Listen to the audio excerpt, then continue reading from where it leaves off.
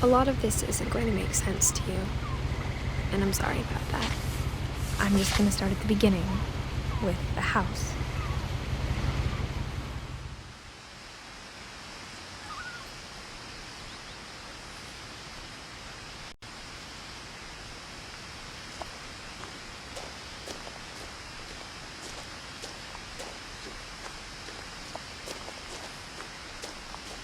I lived here until I was 11, but I wasn't allowed inside half the rooms.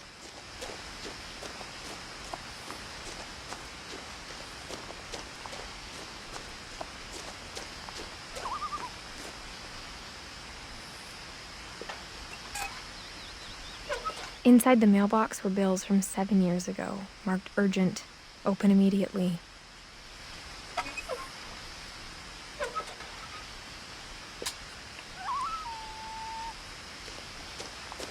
I hadn't been back since my brother Lewis's funeral.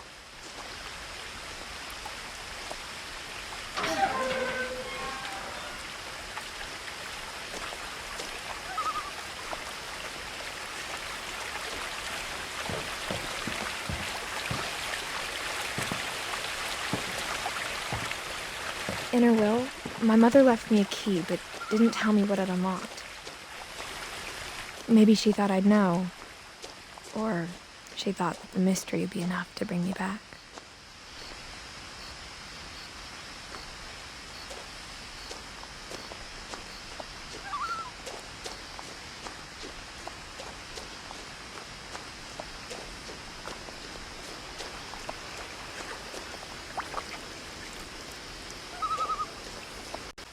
Even after I inherited the house, I never thought I'd come back to it.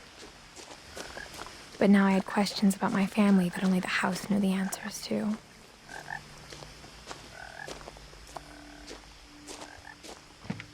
The woods around the house have always been uncomfortably silent, as if they're about to say something but never do.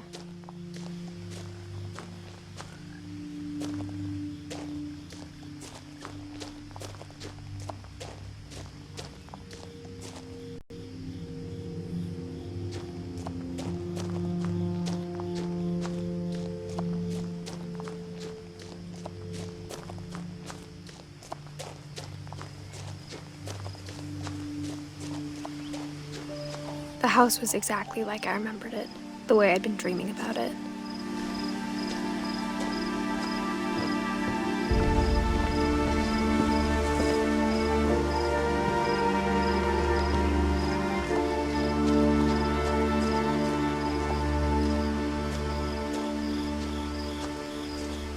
As a child, the house made me uncomfortable in a way I couldn't put into words.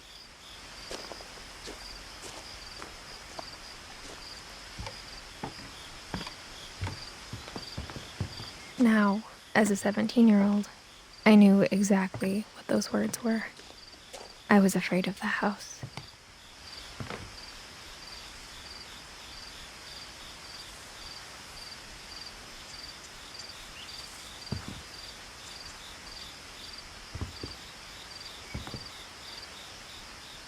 I hoped the key might unlock the front door. It didn't.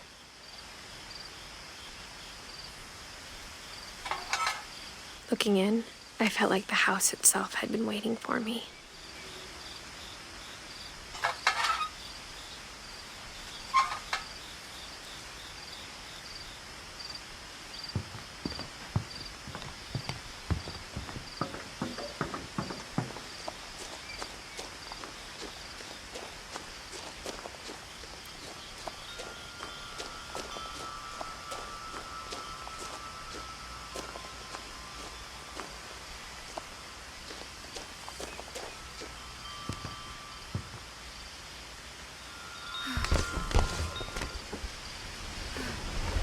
Crawling through the doggy door used to be a lot easier when I was 11.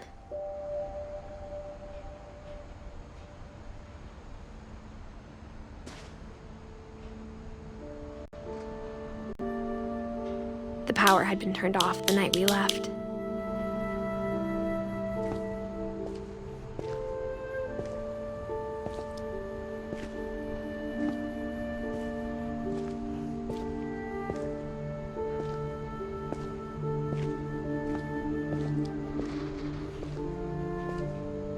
For the first time in years, I felt like I was home.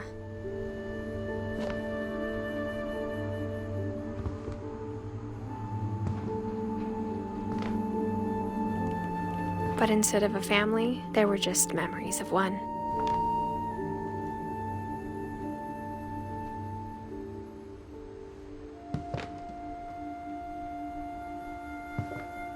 Like how after Louis started working at the cannery, we all got sick of eating salmon. Except our cat, Molly.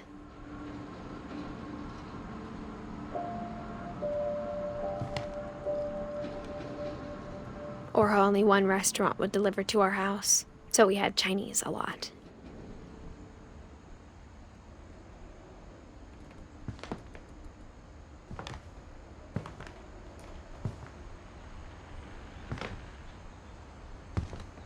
Nothing in the house looked abnormal. There was just too much of it, like a smile with too many teeth.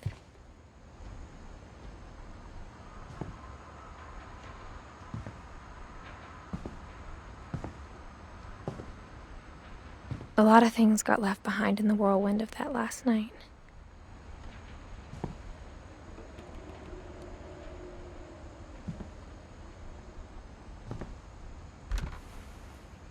Edie told me once that every Finch who ever lived is buried somewhere in the library.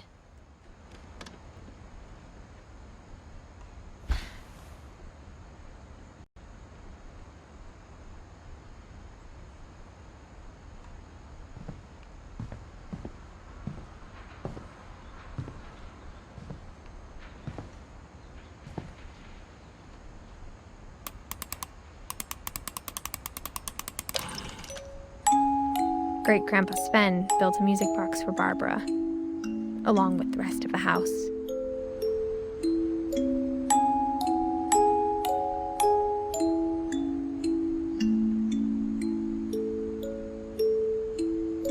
Mom always told me to stay out of the basement, so I wasn't too surprised when the key didn't fit.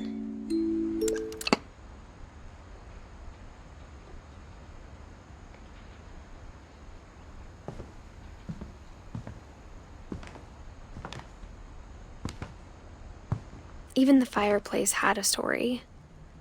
Edie told me the bricks came from the original house, after it sank.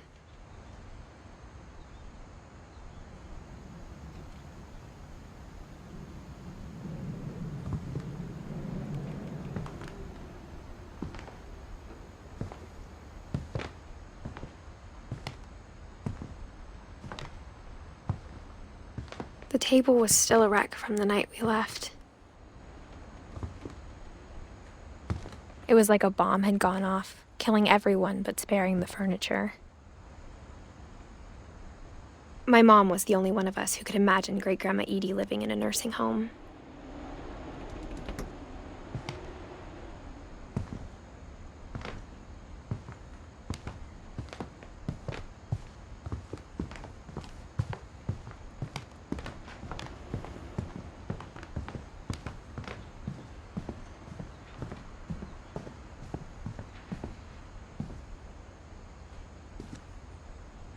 After Milton disappeared, Mom sealed up all the bedrooms. Then Edie retaliated and drilled peepholes.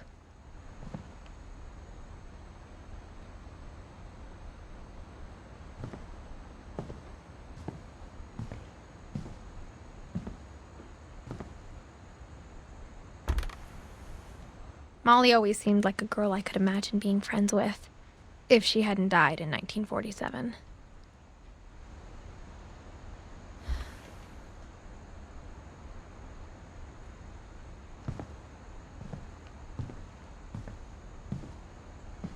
I spent a lot of time playing in Great Uncle Walter's room.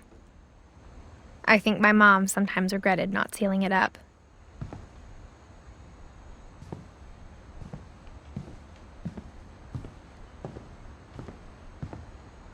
Louis told me there were secret passages, but I never believed him.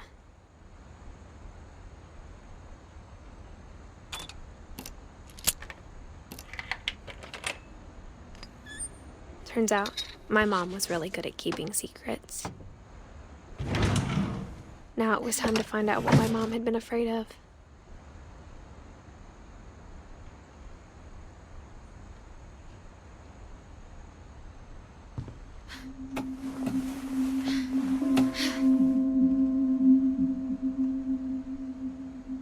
From the paintings on the wall, it was clear my brother Milton had been here before me. Reading this, maybe it sounds like I had a plan. But I had no idea what was behind that door.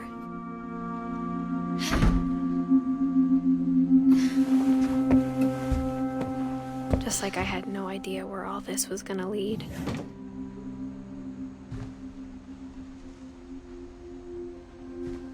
I grew up looking at Molly's room through the peephole.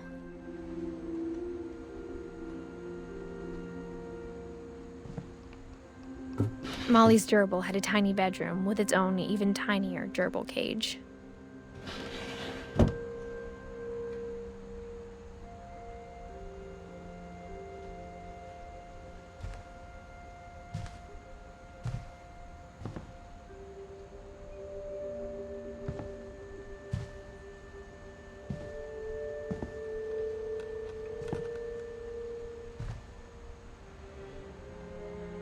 I got the sense Edie had spent a lot of time here before my mom sealed the doors.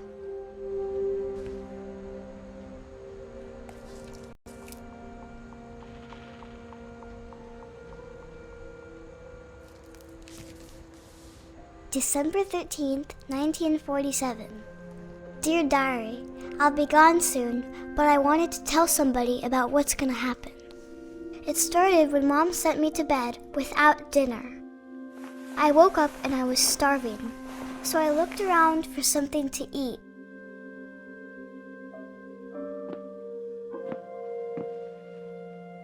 My Halloween candy was all gone.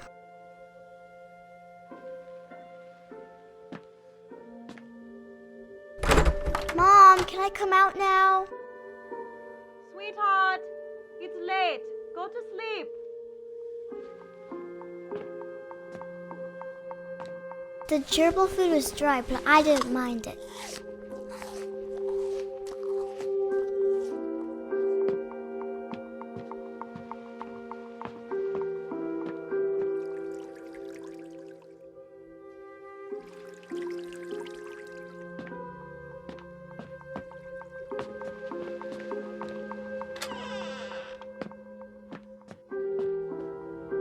I kept eating and eating.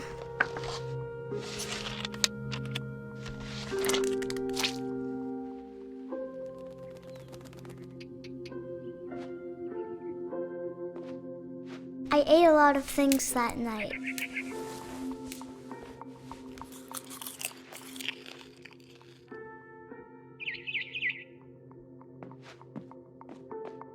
Then I heard chirping outside my window. It was a barn swallow going back to her nest. I reached out for her.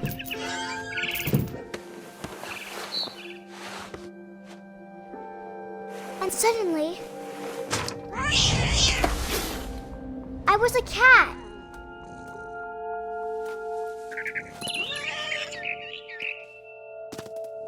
I tried to be quiet, but the bird was really scared.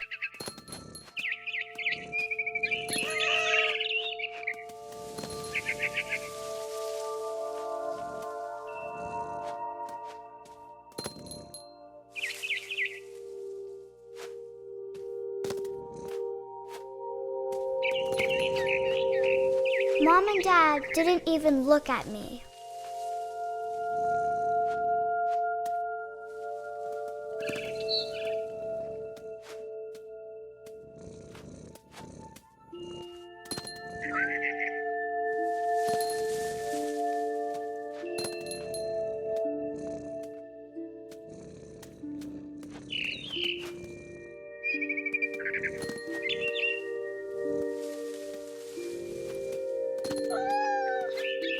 The babies were all gone.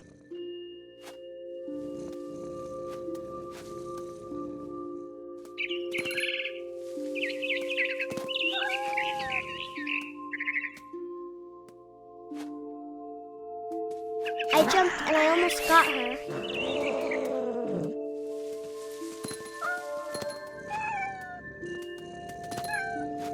I could tell she was getting really tired.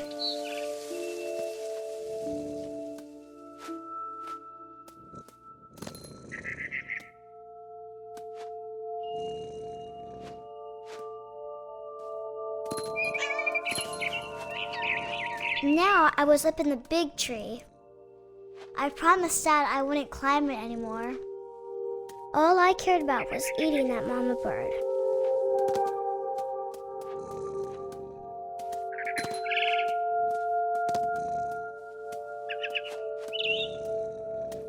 I gobbled her up. And suddenly, I was an owl. First, all I heard was the wind. Then I heard little teeth nibbling in the grass.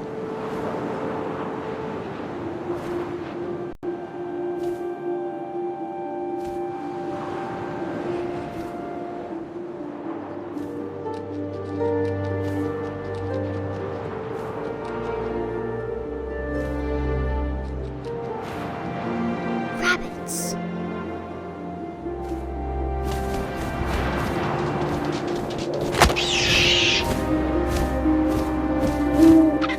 I imagined his face looking up and seeing mine through my talons. I swallowed him up, and I didn't chew one bit. Then I flew off to find something bigger.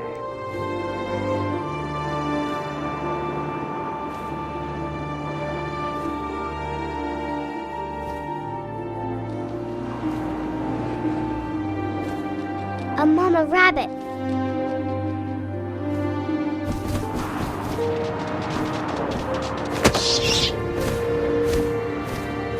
She was almost too big to carry. I started choking, but I couldn't stop eating. And suddenly, I was a shark.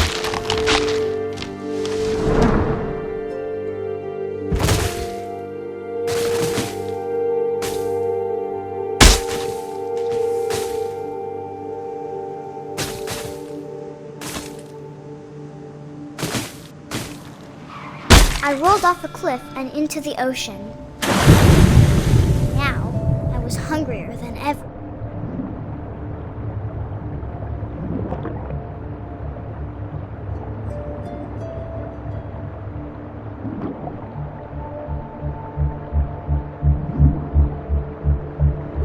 I wanted fat, juicy seals.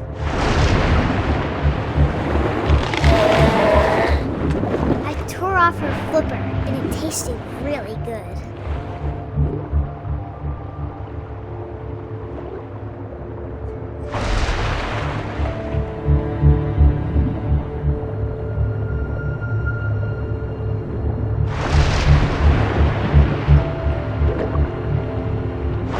Grabbed on tight. But I was so hungry, I jumped out of the water. When I opened my eyes, everything had changed.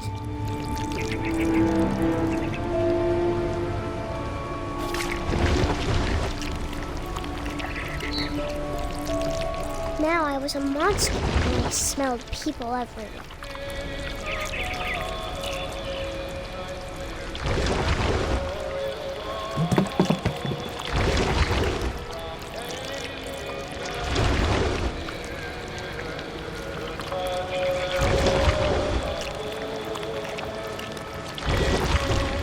I was big, but I moved real quiet.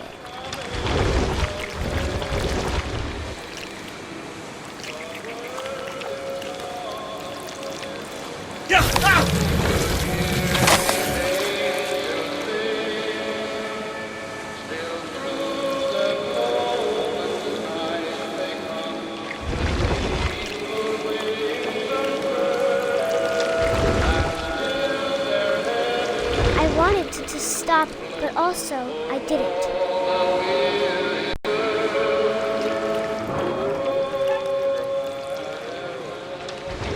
Drunken sailor, what shall we do with a drunken sailor alive?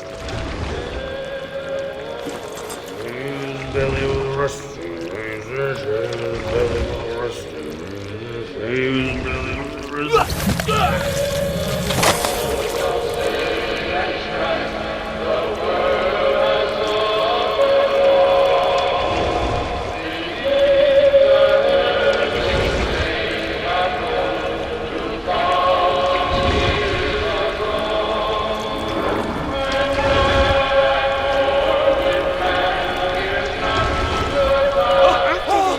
passenger, I was still hungry. And across the water, I smelled something new. Something I had to have, so I swam towards it.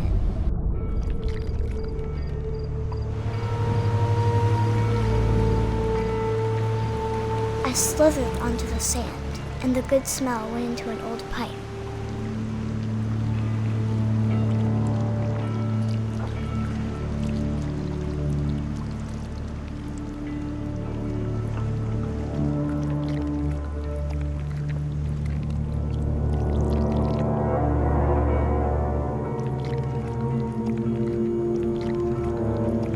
I got closer and closer.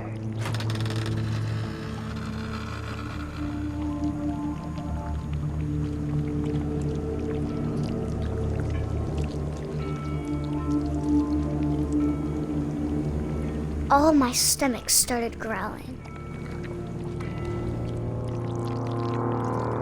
And suddenly, I was me again.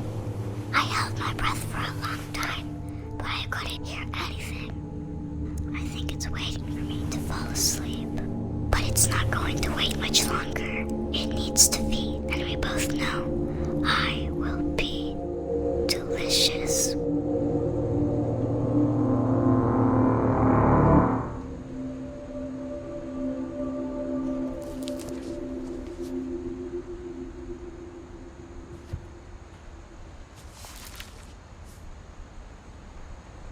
I'm not sure if I believed all of that, but I'm sure Edie would have.